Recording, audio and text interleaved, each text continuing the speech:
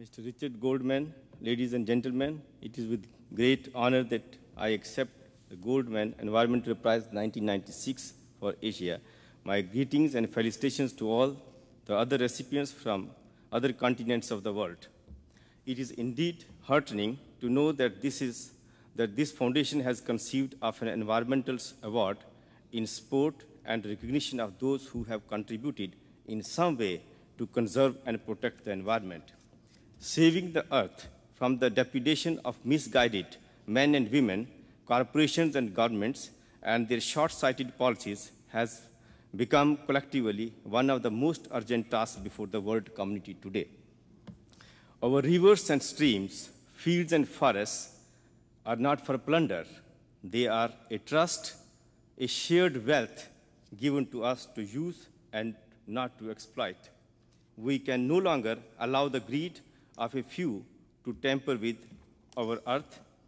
When humans interfere with the order and balance system that nature has so far intricately arranged, then nature, in an act of seeming revenge, further upsets the delicate balance in the planet's ecosystem by causing death and destruction through floods, droughts, fires, famines, plagues, and epidemics. When we talk of development, we have to first see that the people's right to life and to live in harmony with nature is not trampled upon by extraneous means. Today, the earth cries out for justice, and she must have it. Let there be environmental courts in each country and public interest lawyers working with the grassroots activists there. But environmental awareness is not the preserve of the learned few. It begins with the perception for children. It is up to us to train and sensitize them. Introducing environmental studies into the school's curricula is one big step in the right direction. In one of my cases, the Supreme Court of India directed the central and state governments to introduce environment as a compulsory subject in all educational institutions. The court directed that radio and television networks should broadcast programs on the environment each day.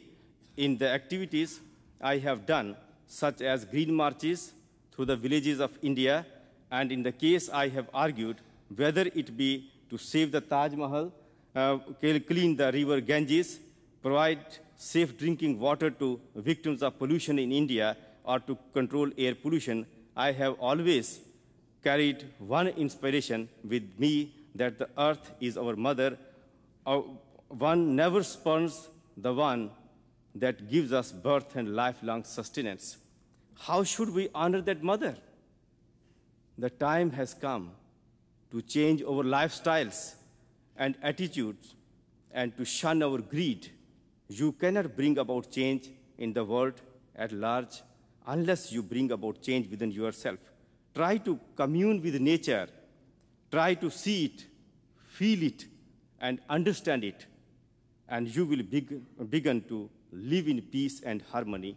This could be the catalyst to bring much-needed change to the world. Thank you.